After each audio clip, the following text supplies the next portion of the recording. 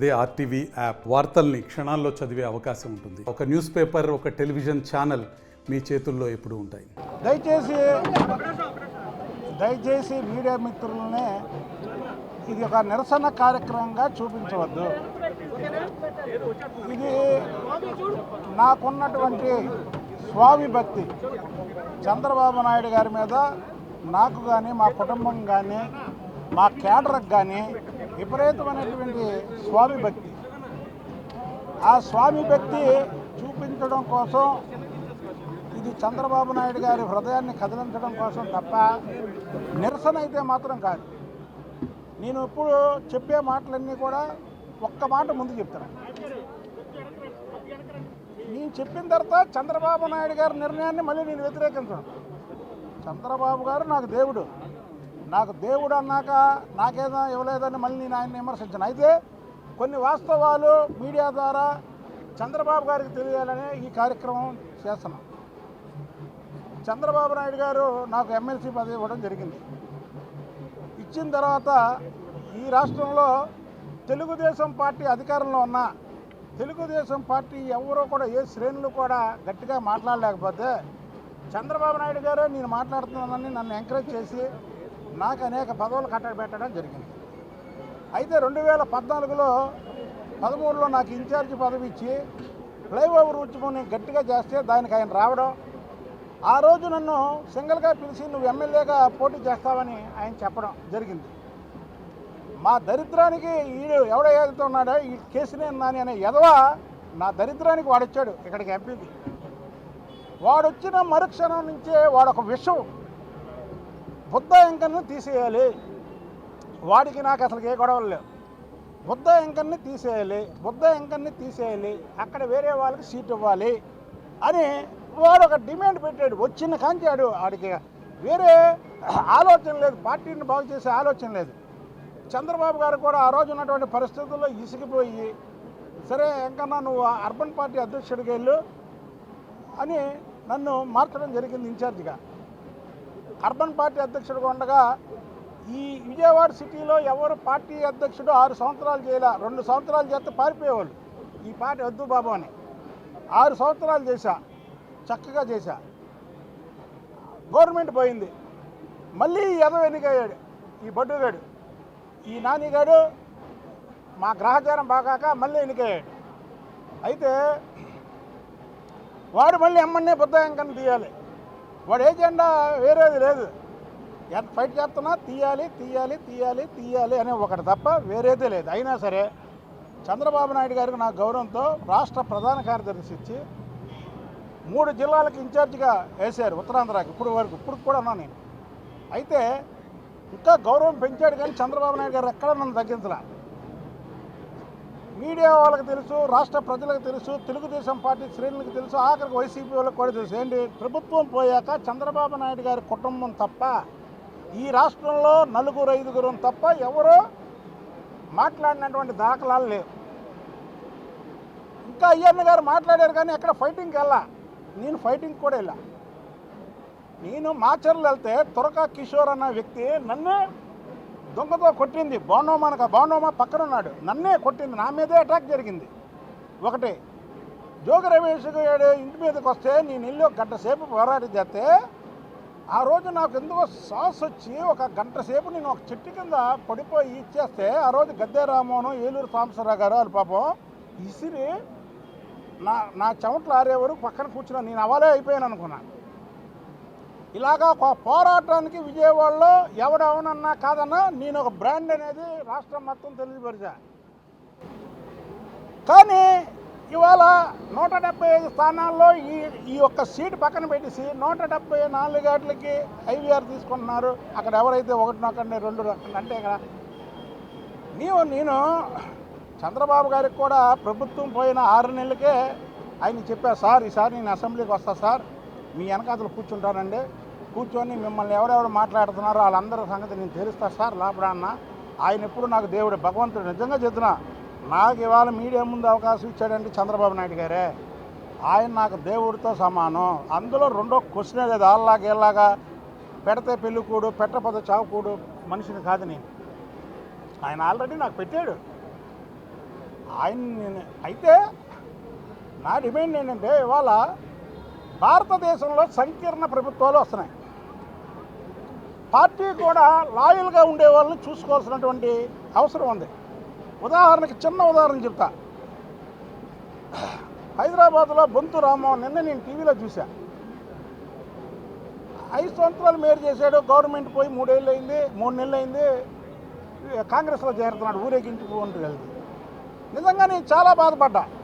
ఎందుకు బాధపడ్డానంటే అరే ఒక పార్టీ హైదరాబాద్ లాంటి సిటీకి మేయర్ పదవి ఇస్తే 3 నెలలు ఇంకో 4 సంవత్సరాలు 9 నెలలు పోరాడితే మళ్ళీ ఏ ప్రభుత్వం వస్తుందో వీళ్ళు పోరాటం చేయడానికి భయపడి 3 నెలల్లోనే అంతే పెద్ద పదవి ఇస్తే వెళ్ళిపోతున్నాడు. అసలు ఏంటి ఈ రాజకీయం? ఈ రాజకీయాల్లో మనం అసలు ఎమడలేమో. మనం వన్ సైడ్ మనం చంద్రబాబు నాయుడు గారు, లోకేష్ బాబు గారు, భువనేశ్వరి గారు, బ్రాహ్మణి గారు, దేవాంశు గారు తప్ప 6వ వాళ్ళు లేరు నాకు.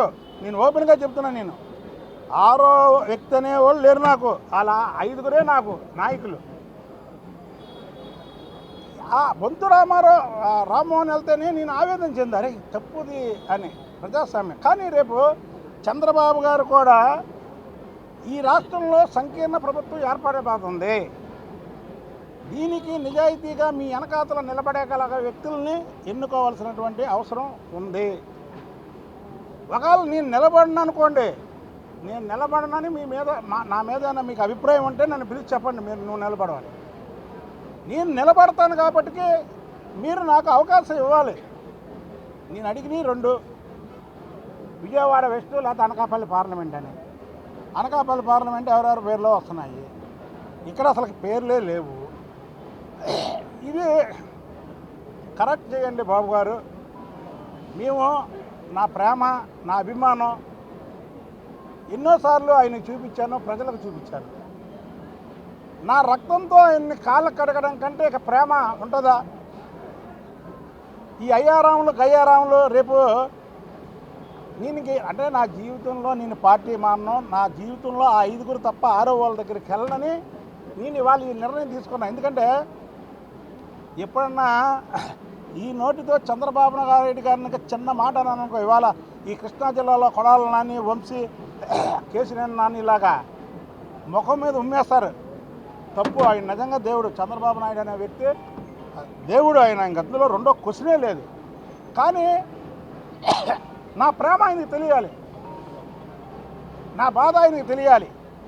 నా ప్రేమ తెలియాలంటే ఏం చేయాలి? పూలతో కాలు కడిగితే రాదు, పన్నీరుతో కాలు కడిగితే రాదు, పూలతో కాలుగా అభిషేకం చేస్తే రాదు.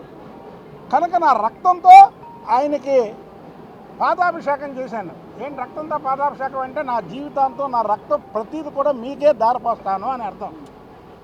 అక్కడ సిబిఎన్ జిందాబాద్, నా ప్రాణం మీరే అని రాశా. అంటే నా ప్రాణమే ఆయన చంద్రబాబు గారు. ఇంతకన్నా మీకు లాయలని నేను ఇంకేం నిరూపించుకోమంటారు చెప్పండి? నా గుండె కోసి మీ టేబుల్ మీద పెట్టగలను, కానీ నేను ఉండనప్పుడు మీ ఫీలింగ్స్ చూడడానికి నేను ఉన్నా. అంటే నేనంటే మీకు మహా ఇష్టం, నాకు తెలుసు. చంద్రబాబు నాయుడు గారికి నేనంటే మహా ఇష్టం.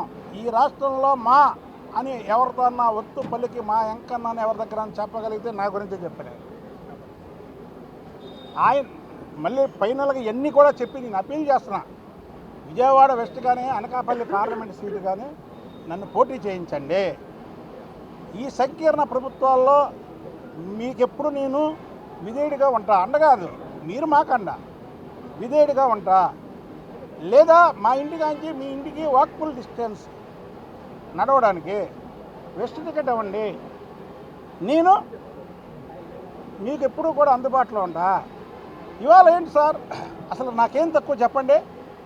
నాకు ఎవరి మీద కన్నా దేనికన్నా రెడీ అనే దూకే సైన్యం నాకు ఇప్పుడు కాదు, 30 ఏళ్ళు బట్టి ఉంది. విజయవాడ ప్రజలందరికీ తెలుసు. దేనికన్నా రెడీ, ఎవరి మీద కన్నా వెళ్ళగల సత్తా నా దగ్గర ఉంది. నా దగ్గర డబ్బులు లేవా? నాకు అండ లేదా? నాకు ధైర్యం లేదా? నాకు బలం లేదా? ఏం లేదు. సర్వీస్ లేదా? చెప్పండి. నాకు 30 ఏళ్ళు బట్టి నా అనుచరుడు చనిపోతే ఈ విజయవాడ నగరంలో ఏ నాయకుడు చేయడు. చనిపోతే 25 లక్షలు నా భావన అనే 30 ఏళ్ళు బట్టి నాది అన్నాడు. ఇంకా తక్కువ అనుకున్నా. 25 లక్షలు ఇచ్చి ఇల్లు కొనుక్కోవడానికి ఆ పిల్లవాళ్ళ చదువు పూర్తయ్యే వరకు, ఆ పిల్లలు స్టాండ్ అయ్యే వరకు జీతం ఆయనకి నెల వచ్చే జీతం కూడా ఇంటికి పంపించేస్తానని. అందుకే నా కోసం ప్రాణం ఇచ్చేవాళ్ళు నా వెనకాతలు ఉంటారు. ఎందుకని అనేది నాకు ఒక బాధగా మిగిలిపోయింది. నేను ఈసారి ప్రత్యక్ష ఎన్నికల్లోకి వెళ్ళాల్సిందే అని చంద్రబాబు గారికి చెప్పాను, లోకేష్ బాబు గారికి చెప్పాను. ఇప్పుడు నాకు ఇంతకంటే అభిమానం నేనేం చూపించగలను, ఇక ఇది లేదు. అయితే ఒకటి మాత్రం చెప్తున్నా, ప్రభుత్వం పోయిన తర్వాత మోగోలు చెవిటోళ్ళు ఎవరిని అట్లా కొంతమంది పార్టీలో చంద్రబాబు గారిని తిడితే వినబడినట్టు కామ్గా ఉన్నారు పార్టీలో ఉన్నవాళ్ళు. చంద్రబాబు నాయుడు గారిని, భువనేశ్వర్ గారిని తిట్టినా ఎదురు మాట్లాడేవాళ్ళు లేరు. అంటే వాళ్ళు మోగోళ్ళ కింద.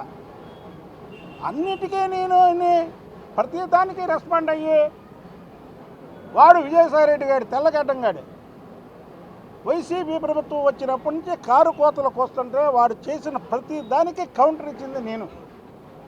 విజయసాయిరెడ్డి మీద ఈ రాష్ట్రంలో ఎవడన్నా కౌంటర్ ఇచ్చాడా అంటే బుద్ధాంకనని ప్రతి ఒక్కరు చెప్తారు. కొడాలని గారి మీద ఎవడన్నా కౌంటర్ ఇచ్చాడా ఫస్ట్ అంటే బుద్ధాంకన్ అని చెప్తారు. వల్లభనేని వంశీ మీద ఎవడన్నా ఇచ్చాడంటే బుద్ధాంకన్ అని చెప్తాడు. చంద్రబాబు నాయుడు గారి మీద ఏక వాలకుండా విజయవాడలో చూసుకునేది ఎవడే అంటే బుద్ధాంకన్ అని చెప్తారు. ఎందుకని ఈ విషయంలో జాప్యం జరుగుతుంది? ఇక్కడ నేను కులాలు మతాలు ఏమి ఎత్తట్లా.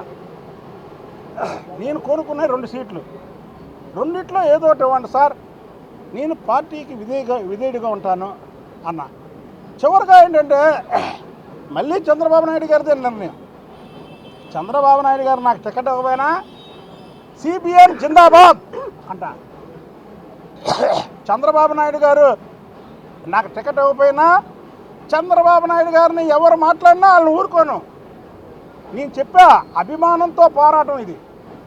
నాకు చంద్రబాబు నాయుడు గారి మీద ఉన్నటువంటి అభిమానం, నా మీద చంద్రబాబు నాయుడు గారికి ఉన్నటువంటి అభిమానం, మా ఇద్దరి మీద ఉన్నటువంటి అభిమానం, ఆ కుటుంబం మొత్తం నేను అభిమానిస్తుంది. మా కుటుంబం మొత్తం అభిమానిస్తారు, నా కేడర్ మొత్తం ఆయన అభిమానిస్తారు. కాబట్టి ఇది అభిమానంతో ఆయన దగ్గరికి వెళ్ళాల్సినటువంటి మెసేజే తప్ప కొంతమందిలాగా బ్లాక్మెయిలింగ్ లేకపోతే ఆయన్ని బెదిరించడాలో అవి ఎవడు చేసినా సరే పుట్టగతులు లేకుండా పోతారు. చంద్రబాబు నాయుడు గారిని కానీ అలాంటి పనులు చేస్తే. చంద్రబాబు నాయుడు గారు ఈ రాష్ట్రంలో ఎంతోమందికి రాజకీయ భిక్ష పెట్టినటువంటి వ్యక్తి. ఆఖరికి ఇక్కడ ఉన్నటువంటి కేసినేని నాని గారు 2 సార్లు వాడు బస్సుకి బ్లాక్ టికెట్లు అమ్ముకుండేవాడు. అలాంటి వాడిని కూడా 2 సార్లు ఎంపీ చేశాడు ఆయన. వాడే వాళ్ళు చంద్రబాబు గారి గురించి మాట్లాడతాడు. నా జీవితం నేను బతుకున్నంత వరకు నా ప్రాణం చంద్రబాబు నాయుడు గారి గురించే పనిచేస్తుంది. నా జీవితం చంద్రబాబు నాయుడు గారికే అంకితం, చంద్రబాబు నాయుడు గారి ఫ్యామిలీకి అంకితం. దయచేసి నాకు విజయవాడ వెస్ట్ కానీ అనకాపల్లి పార్లమెంట్ సీటు కానీ ఇవ్వాల్సిందిగా మీడియా ద్వారా చంద్రబాబు నాయుడు గారికి మరొక్కసారి విన్నవించుకుంటున్నాను. చెప్పా అడిగి చేద్దాం అంటే చూద్దాం అన్నారు. అంటే జనవరి 14న సార్ని కలిసి 2 సీట్లు అడగడం జరిగింది. అలాగే లోకేష్ బాబు గారిని 20వ తారీఖు కలిశాను, ఆయన్ని అడగడం జరిగింది. నేను ఒకటే తమ్ముడు చెప్పేది, ఆయన్ని నేను డిమాండ్ చేయట్లేదు. ఇప్పుడు ఇది కూడా రిక్వెస్ట్ చేసుకుంటున్నా. డిమాండ్ అనేది చంద్రబాబు నాయుడు గారి మీద తప్పు. 23 సీట్లు వచ్చాక ఈ రాష్ట్రంలో ఉన్న తెలుగుదేశం పార్టీ మామూలే పారిపోయి ఇళ్లలో కూర్చొని ఈ పార్టీ ఎగదనుకుంటే చంద్రబాబు నాయుడు గారు రెక్కల కష్టం మీద వాళ్ళు చంద్రబాబు నాయుడు గారు బీపారు ఎవరికైతే వాళ్ళు తెలుగుదేశం ఎమ్మెల్యే కానీ ఎంపీకి వెళ్ళే పరిస్థితులు తెచ్చాడంటే ఇది చంద్రబాబు నాయుడు గారి ఘనతే. మేమంతా ఊరికే సైనికులం, ఆయన రాజు. ఇది చంద్రబాబు నాయుడు గారి ఘనత. కాబట్టి నేను ఆయన్ని రిక్వెస్ట్ చేస్తున్నా తప్ప డిమాండ్ కాదు. మరిన్ని వీడియోస్ కోసం ఛానల్ ని సబ్స్క్రైబ్ చేయండి, లేటెస్ట్ అప్డేట్స్ కోసం వాట్సాప్ ఛానల్ ని ఫాలో చేయండి అండ్ లింక్ డిస్క్రిప్షన్ లో ఉంది.